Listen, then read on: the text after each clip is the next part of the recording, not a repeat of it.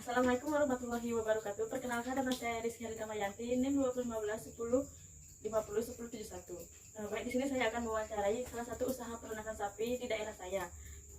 Udah ada di samping saya. Perkenalkan, nama saya Ika Tarunajaya. Saya dari Desa Pemuteran, Kecamatan Grogak, Buleleng, Bali, dan saya pengusaha ternak di desa. Saya Bapak untuk Bapak berapa ya? Umur saya 45 tahun. 45 tahun. Untuk Pekerjaan saat ini di pengusaha ternak. itu pekerjaannya umum atau sampingan? Sebenarnya sih masih sampingan. Untuk pekerjaan umumnya apa ya? Pekerjaan yang saya geluti dari awal itu di pariwisata, di perhotelan. Ya. Berarti untuk lulusan pendidikannya Bapak? Diploma pariwisata. Ya. Baik Bapak, saya akan bertanya untuk jenis komoditas usaha yang Bapak geluti apa ya? Saat ini saya menggeluti peternakan. Untuk bidang usahanya seperti apa Pak? Bidang usaha dari peternakan itu kita jual beli, jadi perdagangan. Untuk tujuan dari usaha tersebut? Ya terutama sudah pasti ya untuk peningkatan kesejahteraan. Jadi baik dari keluarga kami sendiri maupun pekerja dan berimbas ke masyarakat sekitarnya. Untuk latar belakang terciptanya usaha Bapak ini dari mana ya Pak? Baik, ini tercipta dari permasalahan usaha umum kita di pariwisata itu mengalami ketidakstabilan karena pandemi ini. Jadi setahun lalu kita memutuskan untuk melakukan atau menekuni peternakan ini dengan keterpurukan di pariwisata. Berarti mendirikan usaha ini sejak awal pandemi? Di awal pandemi saya coba di perkebunan, di hortikultura, tapi karena situasi dan kondisi tidak memungkinkan di daerah panas, maksudnya air tidak bagus, jadi dari tahun lalu dari awal 2021 baru beralih ke peternakan. Nah, dari struktur pengurusan usaha Bapak apa? Jadi struktur yang kami buat sangat sederhana. Jadi ada direktur saya sendiri, terus di bawah direktur langsung ke akunting, dan di bawah akunting langsung kerja di lapangan. Untuk skala usaha yang saudara lakukan itu kecil atau menengah atau besar? Bisa dianggap menengah lah. Ya. Berarti baru merintis. Iya. Untuk karakteristik bahan bakunya itu bagaimana Bapak? Oke, kalau kita berbicara bahan baku berarti karena saya menekuni di peternakan berarti ke arah pakan ya. Jadi itu sangat sensitif, maksudnya karena terhubung dari beberapa jenis penyakit yang ada, makanya ketersediaan atau penyediaan bahan itu memang benar-benar kita steril sebelum kita di stok ataupun pemberian ke pakan langsung. Dari usaha Bapak itu apakah ada kendala yang Bapak alami? Pasti ada kendala. Jadi setiap usaha apapun itu yang pernah saya lakukan pasti ada kendala. Nah, untuk kendala bahan bakunya itu gimana Pak? Kendala bahan baku. Nah kebetulan di Desa Pemuteran itu sendiri, kalau berbicara pakan ya, di Desa Pemuteran itu daerahnya kering. Jadi untuk mempercepat tumbuhnya rumput yang kita tanam itu agak kesulitan, agak terlambat. Jadi semestinya dalam 3 minggu sudah kita bisa panen, tapi karena ketersediaan air yang terbatas, jadi kita menunggu lagi 2 minggu lagi. Gitu. Jadi untuk solusi tersebut bagaimana Pak? Untuk saat ini kita masih mencari lahan yang lebih produktif. Jadi masih di daerah barat kurang lebih 10-15 kilo dari tempat ini, itu suasananya lebih sejuk dan airnya lebih memadai. Mungkin kita akan expand untuk penanaman rumput pakan untuk penyediaan bahan baku yang Bapak gunakan itu kira-kira berapa lama ya Pak? Oke, jadi selain pakan yang kita tanam siapkan sendiri, jadi ada beberapa jenis pakan yang kita beli di luar Bali. Ya, itu berasal dari Jawa. Tapi karena kita skopnya masih menengah, jadi kita kerjasama dengan toko setempat yang menjadi supplier kami untuk ternak. Itu membutuhkan satu hari. Jadi pakan tambahan itu sudah datang ke tempat kami. Berarti tidak membutuhkan waktu yang lama ya? Tidak, karena kesediaan sebenarnya sudah ada. Nah, untuk cara memperoleh bahan baku tersebut gimana? Untuk perolehan itu seperti yang saya katakan tadi, kita bekerjasama dengan toko-toko setempat. Jadi tidak hanya satu toko, tapi ada beberapa toko yang menyediakan seperti poral atau dedak padi atau dedak jagung, itu atau konsentrat itu sebagai tambahan. Jadi kita kita banyak alternatif yang kita posisikan untuk menjadi supplier. Jadi selain itu pakan tambahan, ya pakan utama kita adalah rumput ya. Kita ada berbagai jenis rumput. Terus dengan tim atau staf yang di lapangan, jadi itu kita dalam hitungan jam sudah mendapatkan rumput yang kita sediakan untuk ternak-ternak kita. Jadi karena letak dari kandang dan tempat pakan itu bersebelahan. Untuk teknik penyimpanan bahan bakunya itu bagaimana agar tidak rusak atau tidak berjamur gitu? Oke, jadi di saat kita terutama di musim hujan ya, di saat ketersediaan pakan banyak, jadi berlimpah, jadi kita fermentasi. Jadi fermentasi itu sendiri ada E4, molase, terus dikasih dedak sedikit, terus hijauan yang kita punya. Jadi kita vacuum di suatu tempat, bisa di dalam tong ataupun kantong plastik yang benar-benar kedap udara. Jadi kita simpan selama 11 sampai 2 minggu ya. Setelah 2 minggu baru kita bisa kasih, dan seterusnya walaupun 3 bulan 4 bulan kita bisa kasih, kita bisa simpan dulu sebelum kita pakai. Untuk output yang dihasilkan dari unit usaha yang Bapak jalani itu gimana?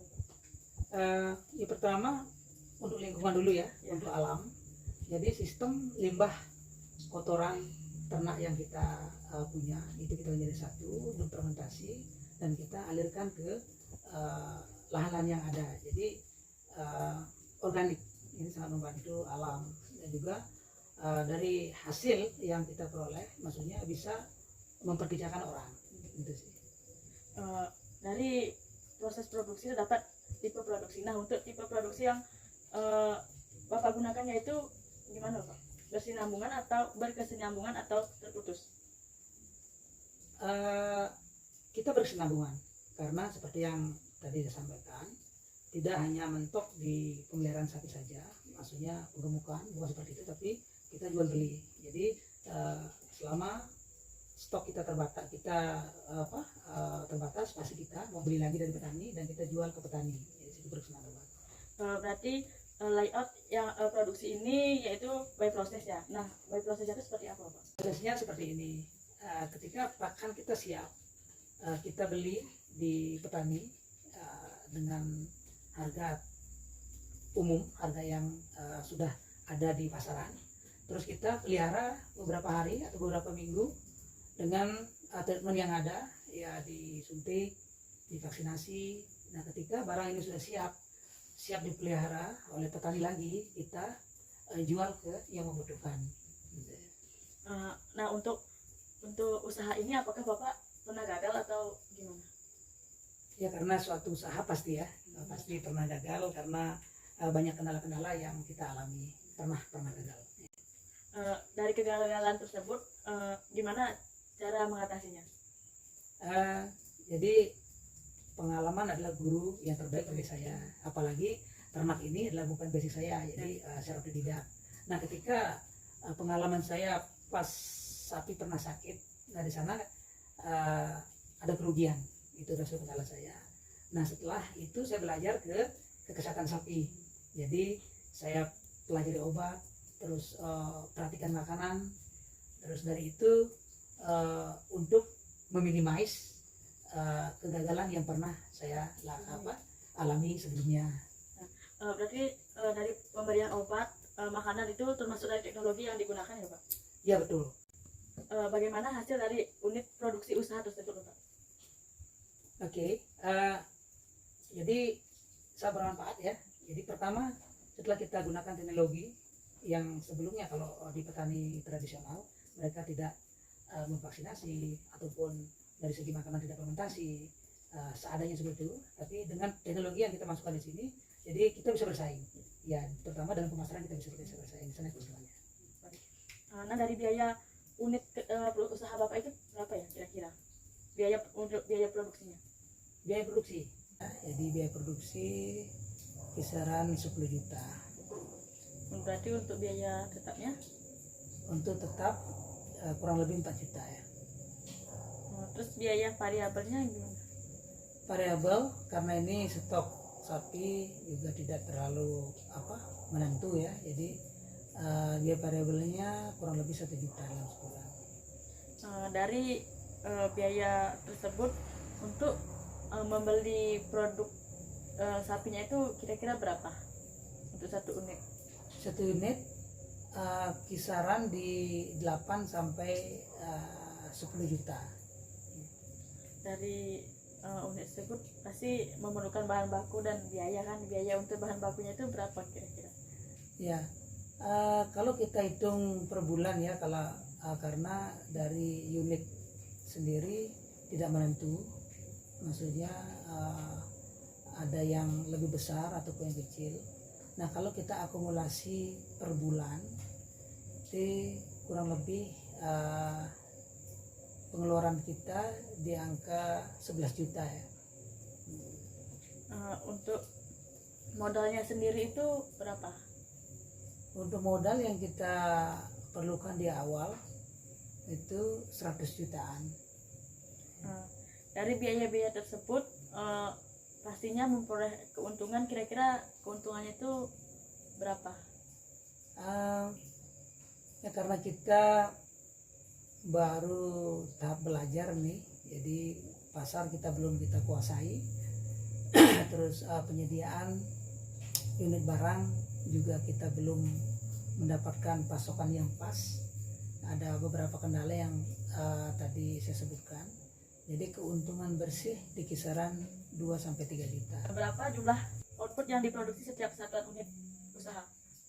Ada 3 jenis ya, dari penyediaan, terus dari bahan bakunya maupun obat-obatan.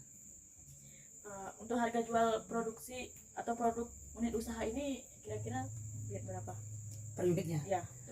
Itu kisaran 9 juta sampai 10,5 sampai 11. Masuk untung? Ya, semua juga di sana. Ya, keuntungan maupun biaya-biaya juga di sana. Sudah bisa tercover dengan itu. Nah, penerimaan dari unit usaha tersebut itu kan produk utama. Berapa kira-kira? Penerimaan di produk utama kira-kira 2-4% lah ya. Dari hasil biaya tadi kan? Iya. Dari sistem pemasaran output usaha yang dijalankan ini kira-kira gimana? Jadi sistem pemasaran kita sih sebenarnya masih otodidak. Jadi pertama dari mulut ke mulut dulu, dan kita melihat potensi ada di kisar kita. Jadi itu awalnya ya, potensi yang ada di sekitar di petani kita. Baik. Jenis fungsi-fungsi pemasaran dalam pemasaran produk itu menggunakan apa ya? Karena saat ini yang paling gampang dan murah adalah di media sosial. Jadi kita manfaatkan itu teknologi yang ada. Dari pemasaran hasil produksi itu pemasarannya biasanya kemana saja? Nah, berawal dari kisaran rumah saja, kisaran di lokasi ternak, dan sekarang sudah menjamah keluar karena implikasi dari media sosial itu. Jadi sudah menjauh sampai ke desa-desa sebelah. Bagaimana cara menetapkan harga? Jadi untuk itu kita kalkulasi dulu dari unit pokok berapa modal yang kita keluarkan, terus berapa persen dari pengeluaran pakan dan biaya yang dibebankan per ekornya, baik dari kerja maupun listrik dan sebagainya. Setelah itu baru kita canangkan berapa persen yang kita mau dengan melihat potensi kompetitor kita. Jadi misalnya kita di awal kita patokan 10%, tapi kalau di lapangan tidak memungkinkan, kita bisa turun sampai 5%. Jadi menurut tingkat persaingan di usaha ini apa strategi yang dilakukan untuk memasarkan produk tersebut? Jadi yang pertama ya, kita jaga kualitas dulu. Kualitas karena kita terlibat di ternak, jadi kualitas ternak memang benar-benar sudah siap dipelihara oleh petani. Itu yang pertama. Yang kedua, kita bikin brand dulu.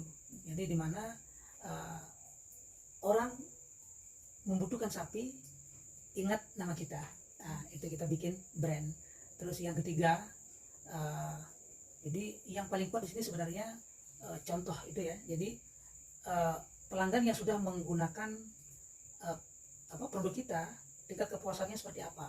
Jadi dengan tingkat kepuasan yang bagus itu akan menghasilkan atau mengirim pesan kepada kawan-kawannya. Jadi secara otomatis pelanggan akan datang dari sekitar itu. Bagaimana saluran pemasaran dari unit usaha yang Bapak jalankan?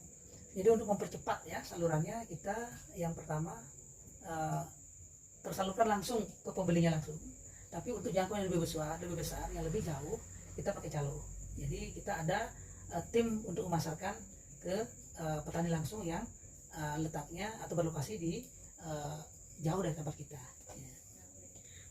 Dari proses pemasaran tersebut, apakah ada kendala dalam pemasaran usaha tersebut?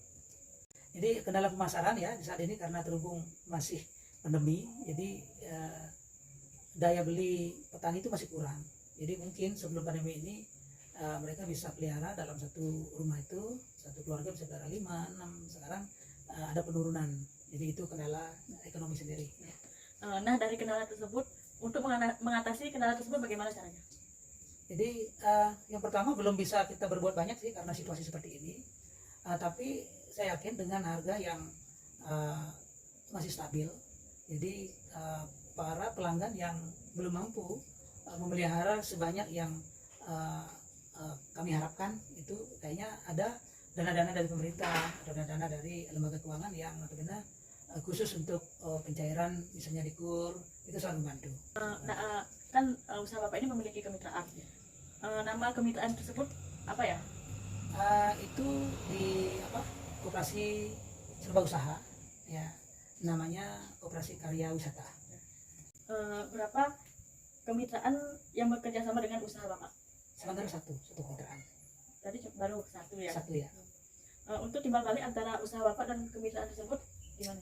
Jadi sisi saling menguntungkan sih, karena di satu sisi lembaga ini harus punya usaha di bidang selain simpan pinjam. Jadi sama-sama membutuhkan. Mereka ada unit usaha yang dipakai oleh mereka, unit usaha kita ini, dan kita dibantu dari segi pengelolaan. Jadi kendala yang terutama adalah ketika nanti saya mulai belum melihat kemampuan dari kemitraan itu berapa besar yang mereka bisa sediakan untuk saya. Itu salah satu kendala. Sampai juga mungkin pada perbedaan bunga dan sebagainya. Itu saja pertanyaan dari saya. Terima kasih atas waktunya. Terima kasih kembali, Dek. Semoga sukses ya. Sekian dari wawancara yang saya lakukan. Mohon maaf jika ada salah kata. Wassalamualaikum warahmatullahi wabarakatuh.